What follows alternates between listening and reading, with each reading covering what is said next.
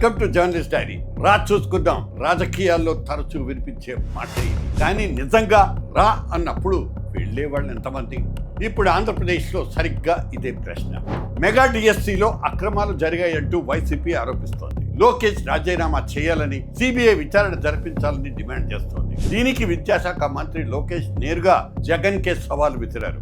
అసెంబ్లీకి రా, డిఎస్సి మీద ముఖాముఖి చర్చించుకుందాం. అసెంబ్లీ కాకపోతే ఎక్కడైనా సరే తేదీ సమయం నువ్వే నిర్ణయించుకో అంటూ అన్నాడు లోకేష్. మరి జగన్ వస్తారా?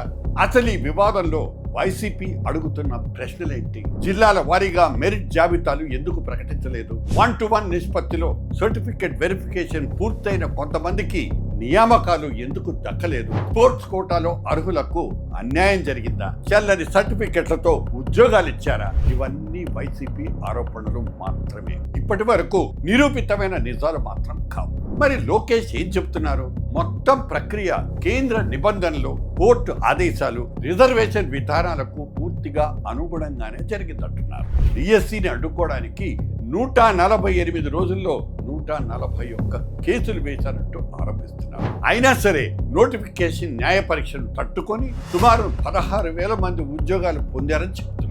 ఇక్కడే అసలు ప్రశ్న మొదలవుతుంది. వైసీపీ దగ్గర ఆధారాలుంటే వాటిని ప్రెస్ మీట్లలో చూపించడం మాత్రమే ఎందుకు? లోకేష్ ఎదురుగా కూర్చుని ఒక్కో ఆధారాన్ని ప్రజల ముందు పెట్టొచ్చు కదా. అదే సమయంలో ప్రభుత్వం దగ్గర దాచాల్సింది ఏమీ లేకపోతే పూర్తి మెరిట్ జాబితాలు, ఎంపిక విధానం, స్పోర్ట్స్ కోటా సర్టిఫికెట్లు అన్నింటినీ ప్రజల ముందు ఉంచొచ్చు కదా. కానీ లోకేష్ సవాల్లో కూడా ఒక రాజకీయ ట్విస్ట్ ఉంది, ఒక మెలికుంది. డిఎస్సి మీద చర్చకు పిలిచి మధ్యలో లిక్కర్, భూముల కేసులు కూడా చర్చిద్దామంటున్నారు. అంటే డిఎస్సి మీద సమాధానం లేక జగన్ పాలన మీద ఎదురుదాడా ఇది?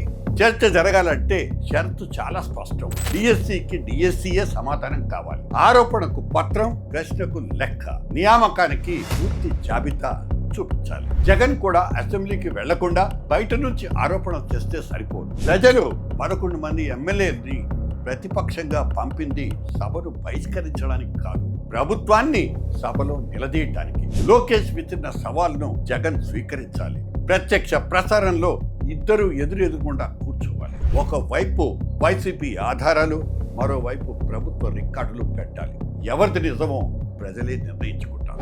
ఎందుకంటే ఇది జగన్, లోకేష్ల వ్యక్తిగత పందెం కానే కాదు. వేలాది మంది నిరుద్యోగుల భవిష్యత్తు. సవాల్ విసరడం ధైర్యం కాదు, దానికి రావడం ఒక పరీక్ష. వచ్చిన వాళ్ళు ఆధారాలు చూపించాలి, రాని వాళ్ళు ఆరోపణలు ఆపాలి. సవాళ్లు విసరటం రాజకీయ వినోదం, ఆధారాలతో ఎదురెదురుగా కూర్చోవడమే నిజమైన ధైర్యం. ఎందుకంటే మాటలకు మీసాలు తిప్పొచ్చు, నిజానికి మాత్రం లెక్కలు చూపించాలి. జగన్ వస్తారా? Let us wait and watch.